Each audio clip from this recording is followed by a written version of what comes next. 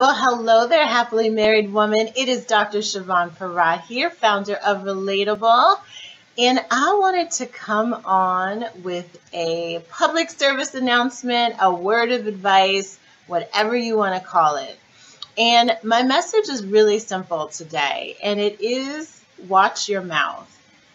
Watch your mouth, right? So a lot of times we give ourselves permission to talk to our husbands any old kind of way, right? We are led by our emotions. And so many times the first thing that comes to our mind is the first thing to come out of our mouth. And we don't often think about the impact of how we speak and the things we say to our husbands, how that has an effect on him. The disrespect, the rudeness, just everything that would be unacceptable for him to say to us. Somehow we find a way to rationalize and give ourselves permission to talk to him in ways that are completely disrespectful. And, I think everyone has their range of what disrespect looks like for them, right? So you may not be someone that curses, or maybe you are someone that curses. You may not be someone who belittles him and calls him stupid and an idiot, or you may be someone that does. But whatever watching your mouth means to you, you know exactly what it is you need to stop doing when I say that, right? And I just want to advise you because, and let me be perfectly honest, I'm talking to myself as much as I'm talking to you. There are many times when in hindsight, when I have sort of fallen off and let my emotions take control, that I've said things to my husband that I'm like, why did I even say that? Like, that was so not the right thing to say. I know enough to clean it up, to take responsibility, and to apologize. And I encourage you to do the same too when you do slip up. But, we really have to think about the impact of our words. Our words have power, and the things you say can never be taken back. And oftentimes, we say any old kind of thing. Like, let's just be honest here. Any old kind of thing comes out of our mouth sometimes.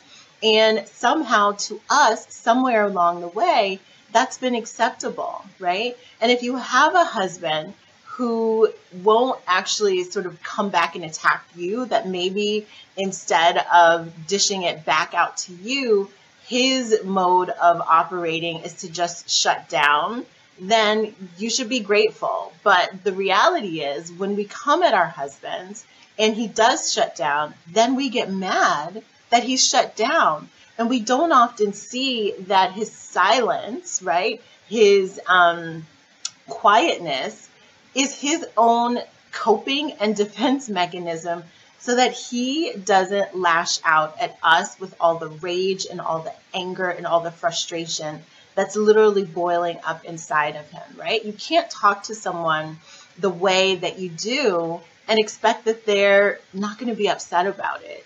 And so his decision, rather than making the situation worse, a lot of times is to just be quiet. And you have to really look at that, right? You can't keep pushing his buttons and nudging him because you have to ask yourself, are you prepared to hear what he really has to say? Are you prepared to hear what he really thinks about the comments you're making, the criticizing, the complaining, the blaming?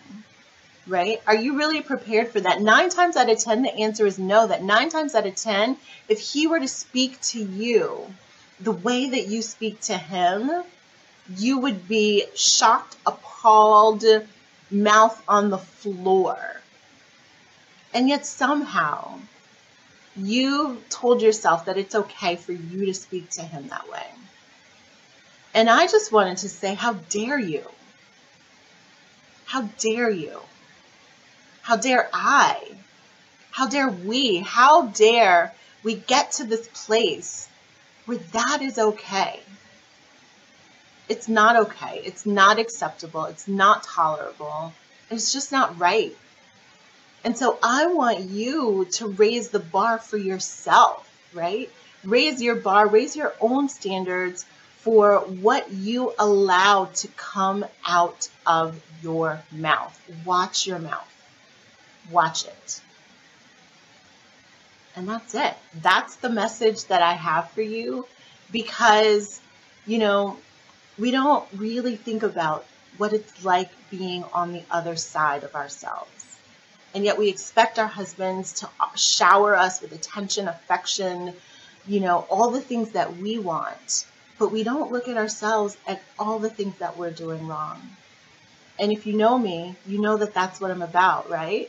I am the relationship expert and marriage coach to help you develop the mindset and skills to create a happier and more loving marriage without having to make over your husband, because it's all about you. It's all about the permissions you've given yourself. It's all about the ways you decide to show up at any given moment in your marriage. And today I want you to think about your communication, not his, your own. Look in the mirror and ask yourself, do I really need to watch my mouth? And the answer is probably yes. And so that's what I want you to do. That's your only homework assignment from watching this video, is to watch your mouth. Be intentional and careful about the things you say this coming week. So thank you for tuning in. I feel very stern, but it's so important, because those words cannot be taken back, and the damage that they do is sometimes beyond your own comprehension, right? So you don't want to let a moment of frustration and anger and your inability to control your emotions to ruin and destroy your husband's ego, your husband's pride, right? You don't want to do that. That's not the type of wife that you want to be. That's not the type of wife that you are. You're better than that. So watch your mouth and let me know how it goes. Thanks so much for tuning in. I'll be back with you sometime soon. Bye-bye.